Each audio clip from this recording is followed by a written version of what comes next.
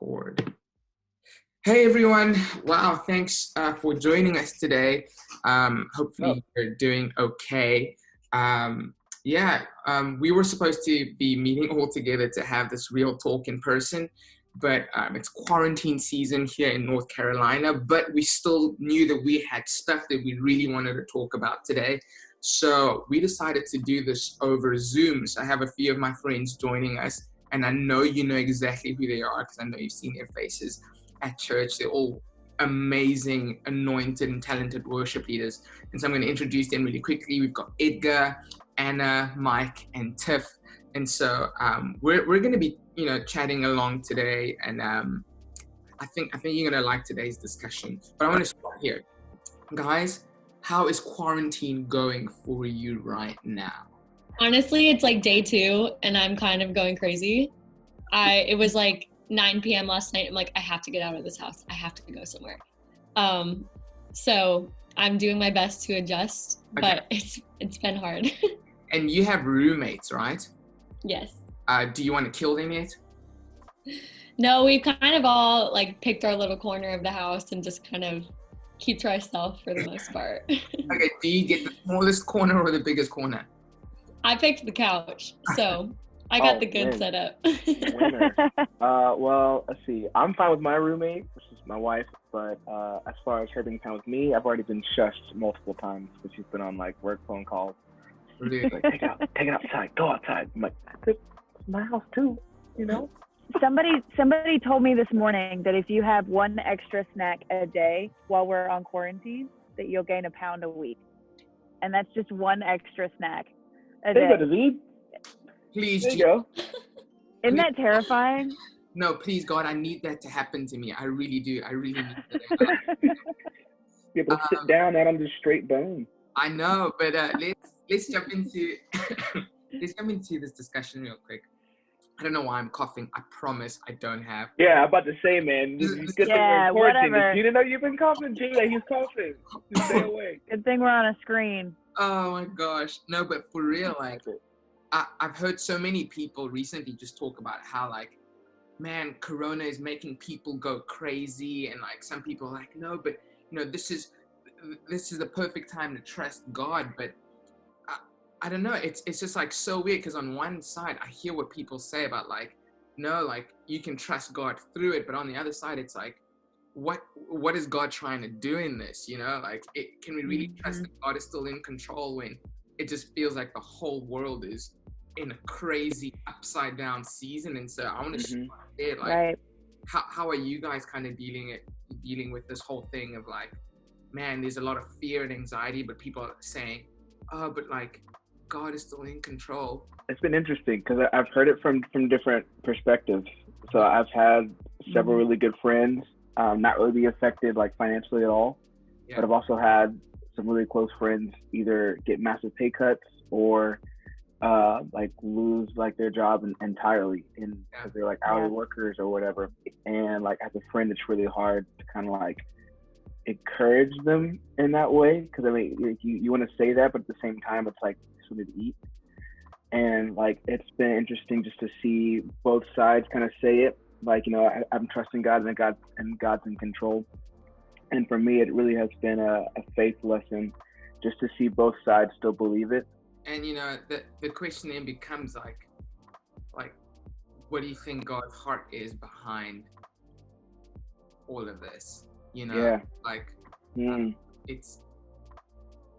It's difficult to know that there's a lot of your friends kind of going through a difficult time and it's like, can we really go and say, no, but you can trust that God's got the best intentions for you, like how do we balance that, with trying to be honest, but yet also like having the side of faith to what we're trying to speak and say. All we can do is trust in God, and all we can do is have faith in the highs and in the lows. Like that's the only thing that can sustain us. And I know it's hard. Like Pastor was saying Sunday, we're all in the same storm, but we're in different boats. Yeah. I think that's good to realize that some people, may be in a much worse situation than us. Yeah. Just having compassion for them. But the only way I can trust in God is to know that like I can't understand what he does, and I don't know what he knows.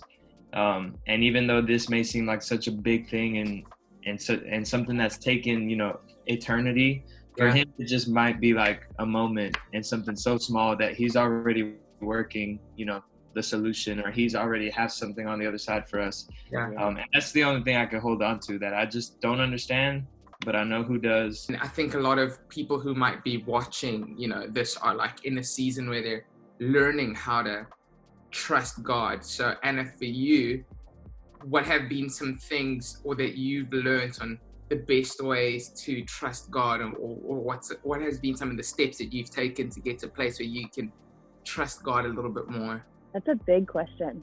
No, I think the biggest thing for me is just getting to know Jesus.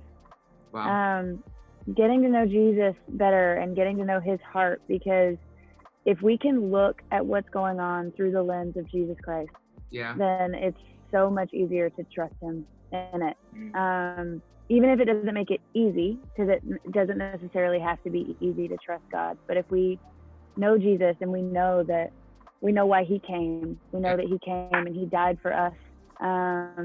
He came so that he could understand what we're going through. He's been through everything. And so he came so that he could relate to us. Not only so he could save us, but so that he could relate to us.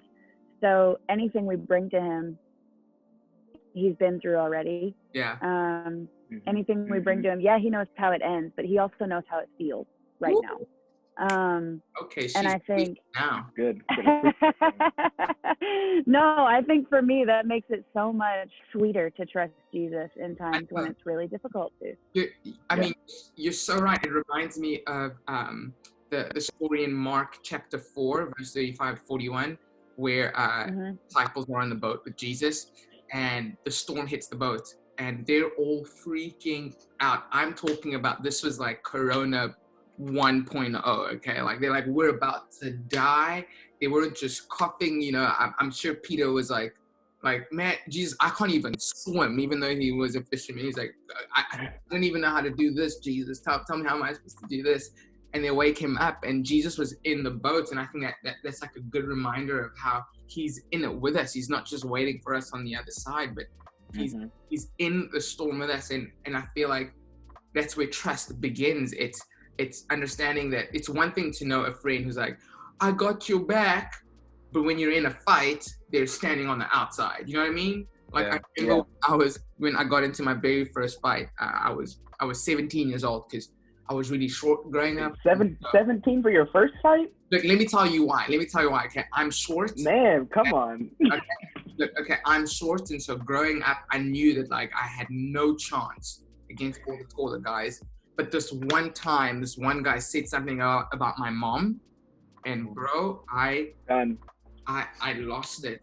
And so I threw a punch, and I had this big friend. His name was Damien, and I looked back, and Damien took a step back, and he didn't take a step in. And so right then and then, I realized Damien's not my real friend.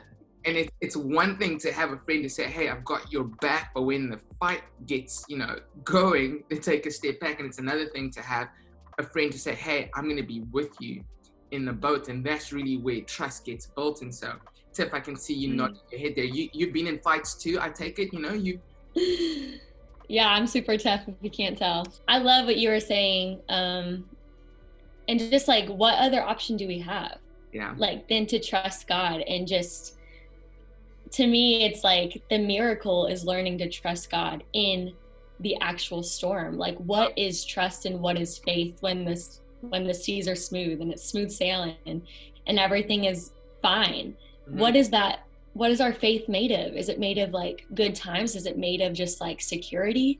Or what is our trust made of if we're only willing to trust God in those times? So the disciples, like, learning how to trust God in the storm. I think that actually proves what trust is. And for all of us in this time, like, that is the miracle. Like, whether the seas go calm tomorrow or in a few months, the miracle is when we learn to actually trust God in the midst of it. Guys, thank you so much. I know that this gives me a great place to kind of just, it fills me up with faith again, and a reminder that no matter what is happening outside and how crazy the world gets, that we have a God who says, hey, you can come to me and you can trust and you can be vulnerable in my presence. And one of the ways that we do that, and we get to do that, is leading people in worship. I think we're all really just thankful and grateful for just the gifts that God has given us. But what's amazing is God doesn't just need worship leaders to be in his presence. He needs every single person. And so to anyone watching this, like, God wants your worship too, and he wants your heart in everything that you do. So we love you guys. Stay safe. And from all of us, see you soon. Bye. We believe in the youth. We hope you enjoyed that video. Honestly, we create content like this just for you. And whether you're engaging with your friends and your family, or whether it's just with the comments below, we would love for you to continue to do that. Make sure you subscribe, click that bell for notifications, and we hope to see you at the next video. Love you.